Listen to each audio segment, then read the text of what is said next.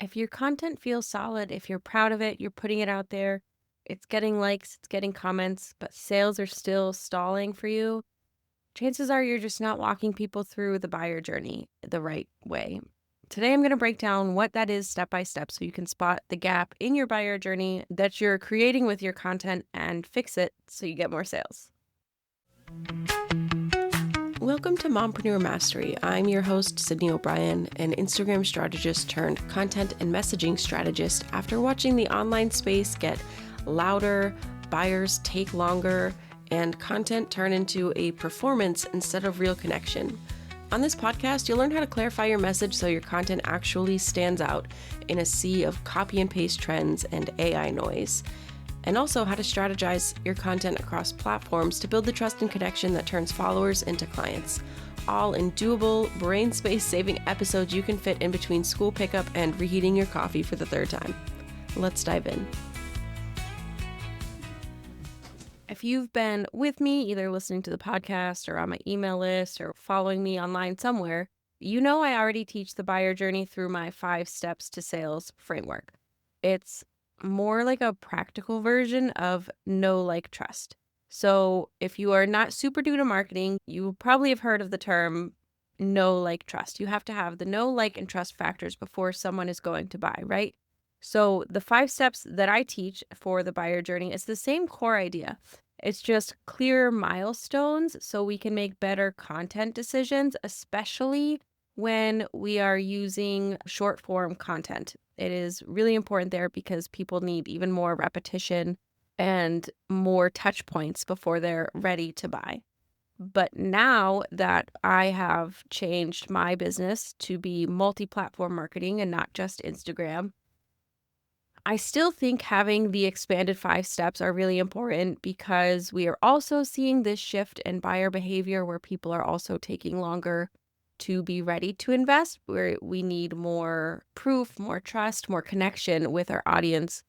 And making sure we're covering these 5 steps helps make sure that we are getting all of those things so we can still get clients and sales from our content. All right. So basically, the buyer journey is a set of steps your audience takes before they're ready to buy. That's it. It's not magic. It's not a hack. It's just a sequence of touch points and moments where people decide you're relevant, you understand them, you are reliable, and your offer is the obvious next step for them. Okay. And like I said, people are taking longer to make buying decisions now. And this is for a number of reasons. There's lots of people in the online business world now. There's lots of options for them. Lots of people are relying very heavily on AI or icky marketing tactics that people are just kind of skeptical of what they're seeing. They don't quite have the trust it takes for them to be ready to invest. The economy is all crazy, so people might be taking longer to decide to buy because of that. There's just so many reasons that go into this, but the fact is everyone's feeling it. It's more important than ever to make sure that we are showing up in each of these 5 steps and getting the touch points we need to be able to find the right people that are ready and willing to work with us. If your content doesn't intentionally give them all of those touch points they need to go from one step to the next in the buyer journey, it's going to take even longer or you might miss out on the sale altogether, and we don't want that. So I'm going to walk you through each of the 5 steps to sales that I teach, that I use for myself, that I use for my clients. And because I'm no longer strictly Instagram, I'm going to talk about how we can get to each of these 5 steps with multi-platform examples so you can hear how this plays out in real life. Now, in my membership, Content to Clients, yes, it's a new name. We're running with it. Step number 1 has been a big topic of discussion lately because most of my members are moms or just like extremely busy entrepreneurs. They don't want to spend a bunch of time online trying to chase down people to be part of their audience, right? So the first step is growth. It's visibility with the right people specifically. You want to get in front of the people who actually need what you sell. We don't want random views. We don't want to go viral in a niche that isn't ours. We want relevant visibility.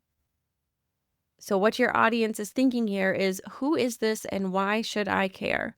So You can absolutely use social media for this. Just make sure, you're using your keywords, you're getting very specific in your content so that you are attracting the right people. We don't want just any people because then they're less likely to follow through on the rest of the buyer journey and you're not going to end up with a sale. You want to attract the right people.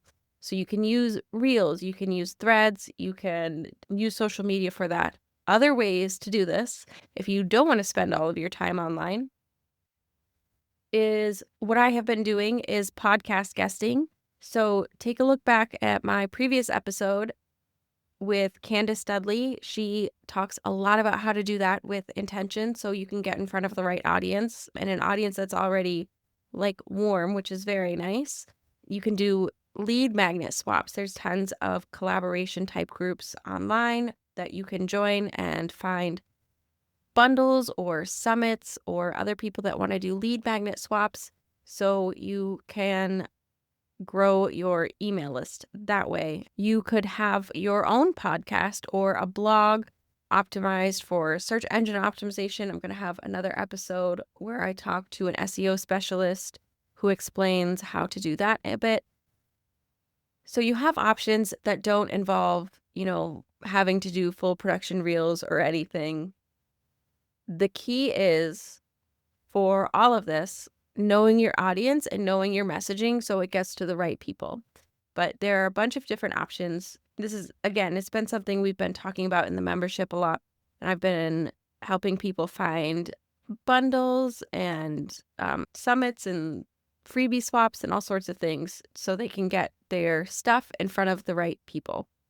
Because that is the very first step that you need, that visibility. But it has to be intentional visibility. From there, you go to step 2, which is engagement, right? You start a two-way conversation. This is moving people from watching to responding. And this doesn't have to be crazy. We're not looking to share life stories or anything. It's just doing some outbound engagement, commenting on other people's posts, replying to their stories online. It could be, when you send your newsletter, ask people a question, ask them to reply answering the question and start a conversation. If you have a podcast or a blog, ask people to send you a DM or send you an email with some answer to a question you posed in your call to action. It's just kind of starting the conversation, starting to get to know people so you can start warming up your leads, basically. And again, this is very lighthearted. It's not super serious. It's just normal conversation. And then from there, you go to step 3, which is connection. This is the content that is going to say, this person gets me. She knows my day. She knows my constraints. She knows what I am struggling with.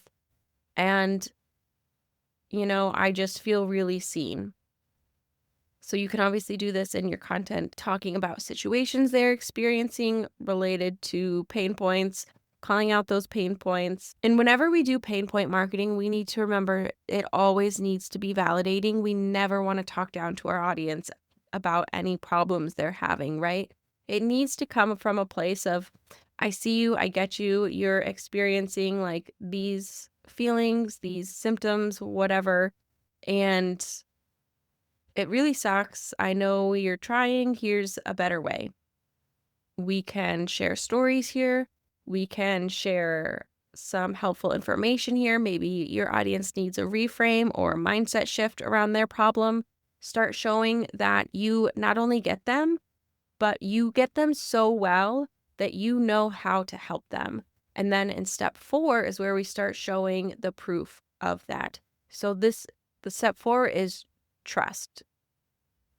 This is probably one of the most important steps, but it's showing that you know your stuff and that you can help other people who have those same pain points, who have those same constraints, who have those same limiting beliefs to get to whatever end result it is that you're selling, right?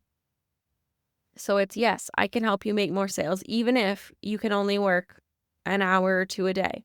I can help you lose weight, even if you barely have time to meal plan and can't afford a gym membership.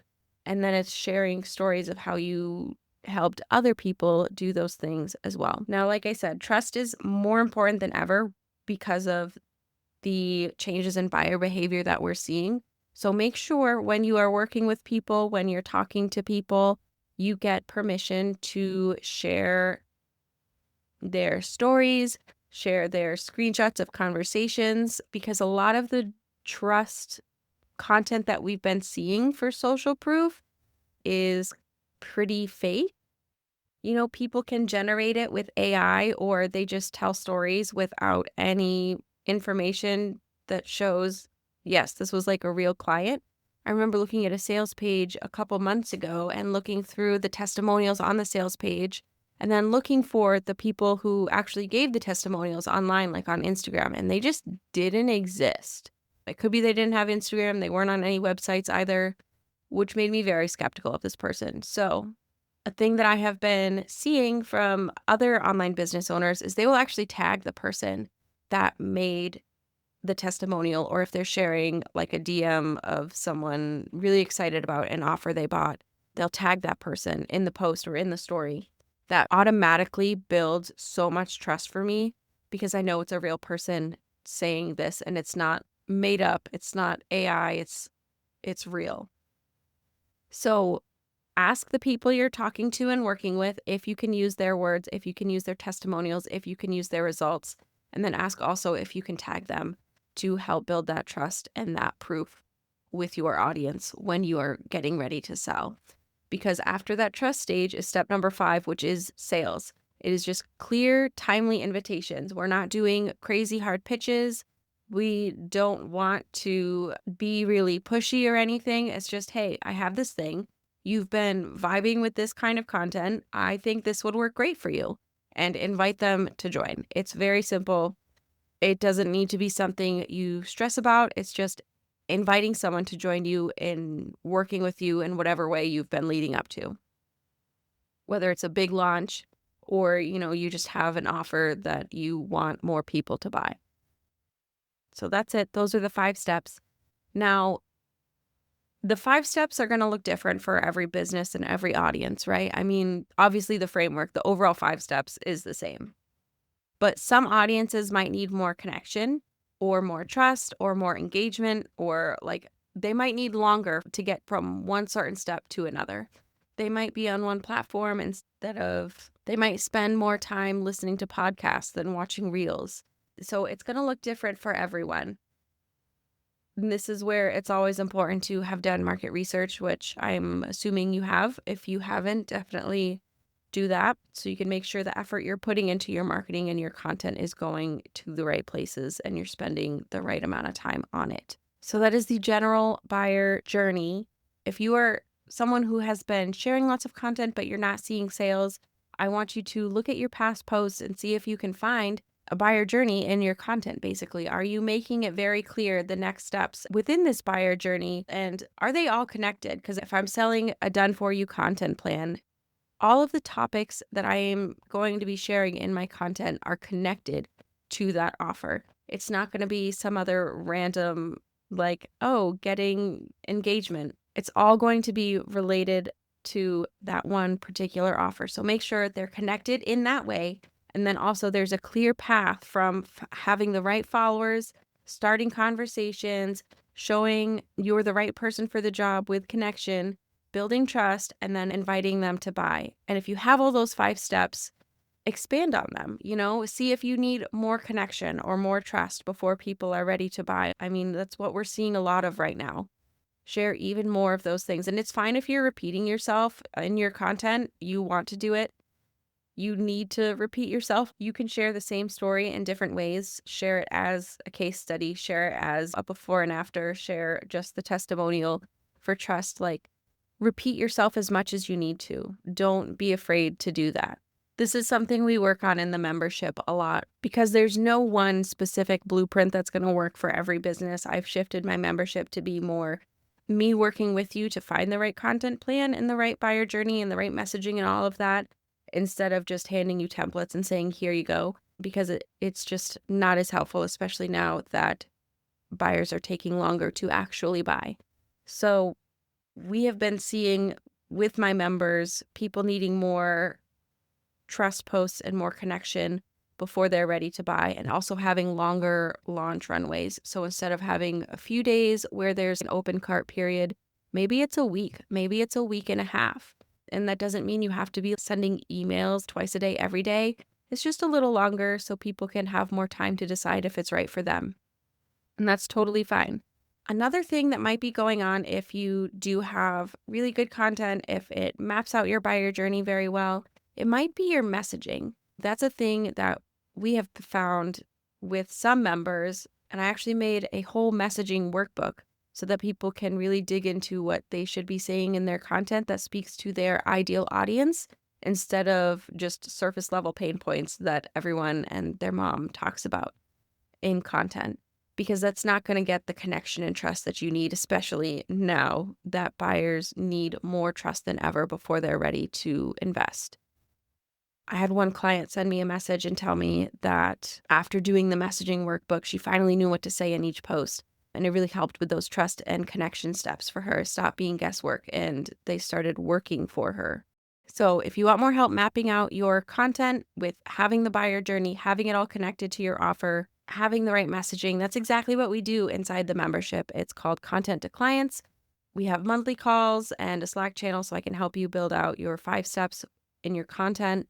You get the strategy, you get support, you get feedback on your posts, on your plans. I had one member tell me she loved having a copywriting and messaging genius in her back pocket. And that's exactly what I want to create here with the membership. Much more personal support in a time where templates and blueprints just aren't cutting it anymore, because every audience is different. Every business is different. What works for you isn't going to work for someone else. And I want to be able to support people with that and find what does work for them. So I will put a link for that in the show notes if you're interested in that kind of help. And if not, but you still want more information on the buyer journey, I have a free example of what it might look like in the buyer journey content map in the show notes. It will give you a small taste and a clear place to start to make sure all your content is working together to cover those 5 stages. And also making sure your content is linked together to support one offer. So go ahead and check the show notes for a link to the buyer journey content map as a starting point as well. And as a reminder, you don't need more posts. You need the right posts in the right order. Cover the buyer journey steps I just outlined. Don't overthink it. Just keep it consistent, keep it on topic, and I will be back in your earbuds next week with more marketing and messaging help. That's it for this episode of Mompreneur Mastery. If you're building a business around your life, not the other way around, and you're tired of being told to hustle harder to make sales when you're already hustling at 110%, I hope this gave you a breath of fresh air. And if it did, I would love it if you left a quick review or shared this with another mom entrepreneur who is ready to market with more strategy and way less stress. And if you want to see what a cohesive content map across multiple platforms with strategic messaging looks like, check out the link in the show notes to grab your free copy of the Buyer Journey Content Map.